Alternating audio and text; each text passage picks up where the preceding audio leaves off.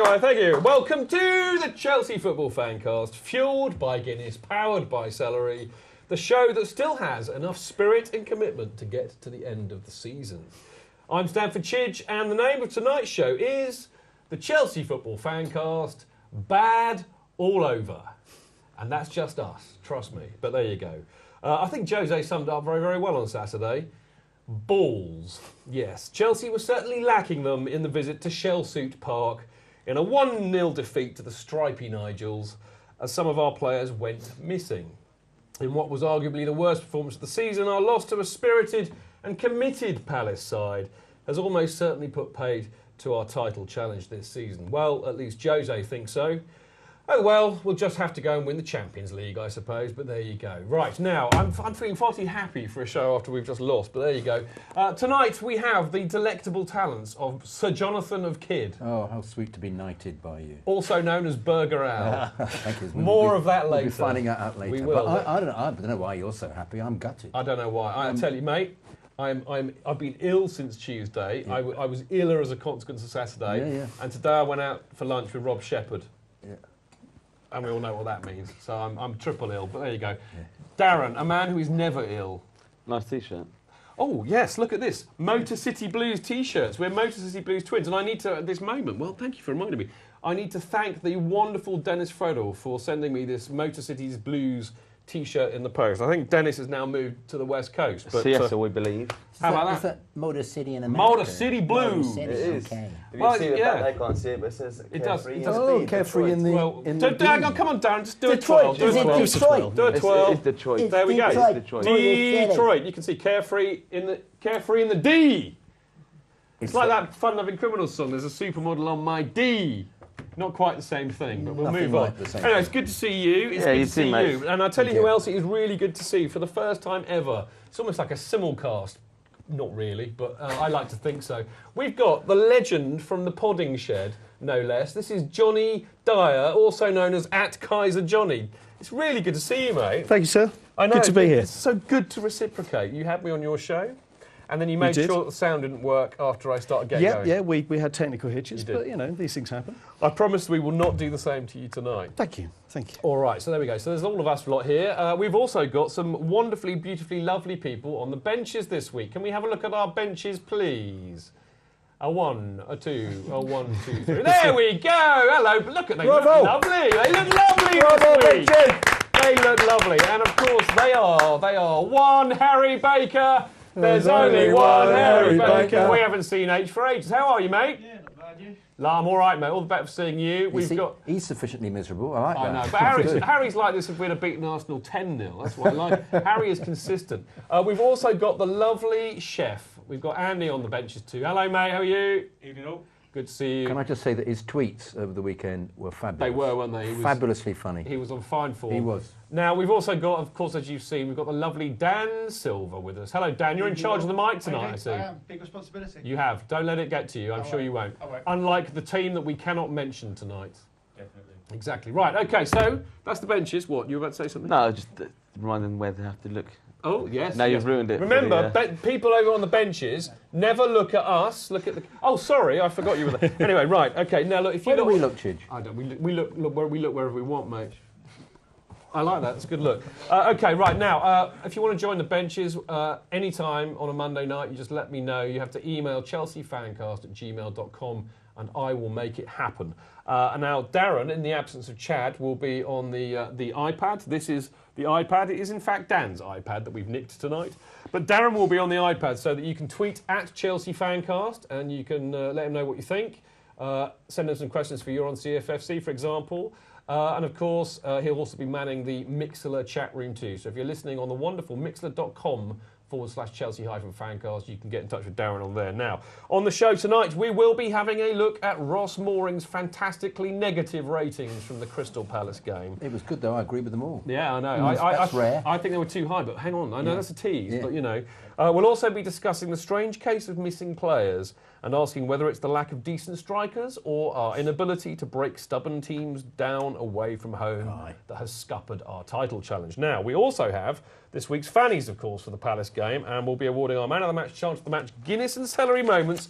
You have officially 25 minutes to vote. Vote now. Go to chelseafancast.com/the-fannies. If you don't vote, I'll be really cross. So go on there and vote right now. You've got half an hour. Now, the other thing is, we've got some interesting stuff tonight because, as always, we've only got one match, so I found this as an opportunity to talk about far more interesting things than the Palace game. But we're going to be looking, this is cracking, we're going to be looking at who's going to be staying at Chelsea next season, who's going to be going. We highlighted this the other week in a question. I thought we'd go into it in more depth. Yeah. But better than that, this is going to be great. Just to cheer us up a little bit, we've got a little bit of homework for the boys round the table, the boys on the benches, and the boys and the girls at home to do. It's fantastic. Last week, Joe Tweeds, no less a man than Joe Tweeds, from Plains of Almeria, he set us a challenge to choose a Chelsea 11 with 2 players from each decade of the 70s, the 1980s, the 1990s, the 2000s, the 2010s. Okay, and you can choose a goalkeeper from any era you like. Now, I've done my team, and I'll be revealing that later in the show, and I'm going to get these guys to do the same, but it would be great fun if you could do that. That's coming up in part 5, I think, but in about an hour and a half, whatever. Anyway, so join in with that. That should be great fun. And, of course, tweet them into @ChelseaFancast, and, of course, chuck them onto the old Mixler during the show. Also, if you've got any questions for You're on CFFC, you need to tweet them in and send them into Mixler as well. It's all good. Right, enough of that. Time to talk about some football, and it's time for the big match review.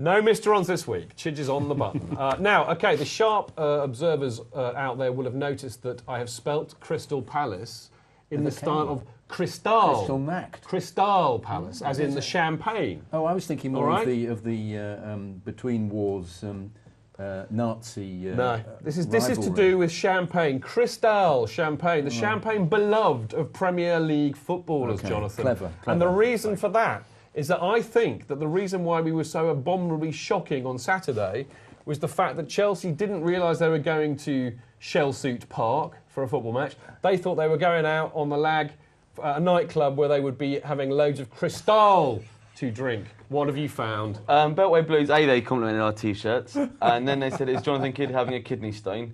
He doesn't look right hunched over. Yeah, move in, Jonathan. You're looking weird. To be frank, I've got a little bit of a bowel problem, but let's not discuss it. He is looking a bit weird. Okay. Anyway, enough of that.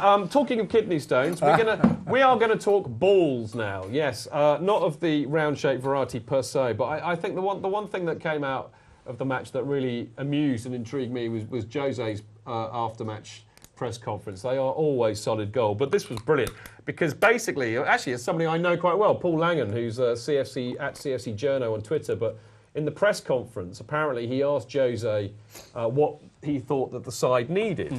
You know, and Jose said, I can't say it. I just can't say it. So I'll write it for you. And he wrote, and we've got a picture of this as well, I think, somewhere. Here we go. He wrote on Paul's notepad, well, you can say balls, as in football. It's okay to say that. That's what Jose said. That's what they are lacking. They are lacking cojones. I can say cojones, can't I, Greg?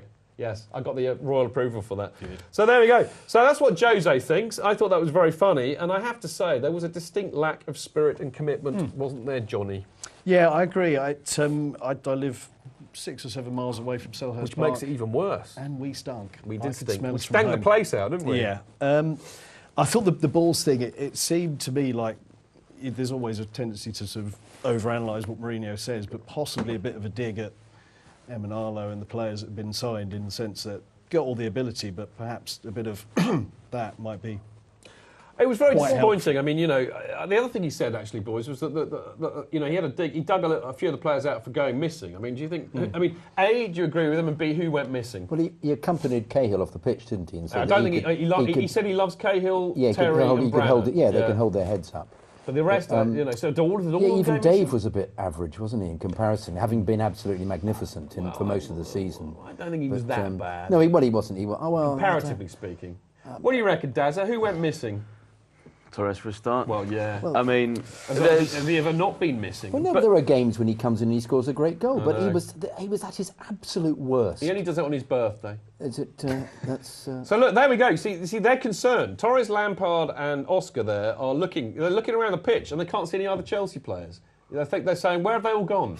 And where have they all gone? You know, I understand their frustration. The thing is that when you name the centre-backs or you name the defenders as being the ones that are there, it's hard for them to really go missing as such. It's the players that you expect to be running at people like Hazard, like Oscar, that you'd more likely to say about. So it's a bit, I think, unfair really for him to, if they're going to mention like defenders not going missing, because they really I think it was the normal do you know problem, what, isn't it? It's the problem they've got playing against the lower teams. You just park the bus and then break.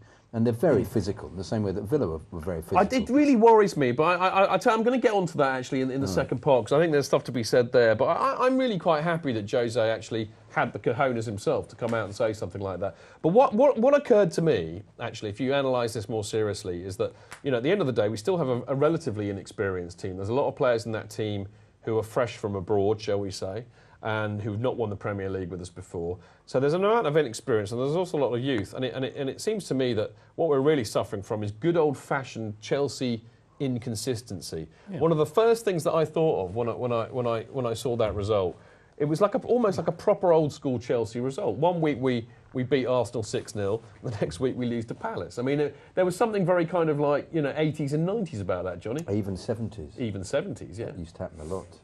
But I think it's because of the youth and the team. inexperience. What do you think?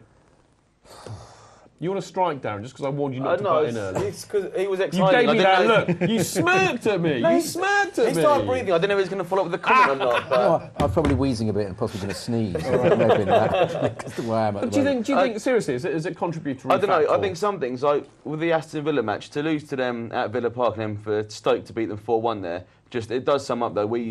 There is something that isn't quite there, and obviously Mourinho knows that. But we all know that the reason that Liverpool and Man City are doing well is because they've got strikers that score goals. So it's the strike. You think don't it's have it. strike. I think it's as basic as having somebody up front who actually runs into the proper channels. Yeah. And I think Or as Eto'o- no less a man than Joe Tweed says, the shooting lanes. Yeah, well, yes. He's come up with another one. Yeah, that's a very good. Not happy with the yeah. double pivot. Joe has now come up with shooting lanes. But you're relying on. Do you know what that makes me think? It's like when you shoot a duck, you know, or a fish, whatever it is at the fairground. You shoot ducks. You have lanes to shoot, don't you? You win a teddy bear. So what I want to know is if we start getting our shooting lanes right, will Jose win a teddy bear? You might win a. I'm going to let you ponder that as we go to a break, because that is like a life-affirming question that I just asked. A silver teddy bear. A silver teddy bear, there we go. Anyway, we're going to go for a break while Jonathan wonders whether we're going to win a teddy bear if we get our shooting lanes right. We'll be back in a minute. And I'm standing up a bit rather than crouching.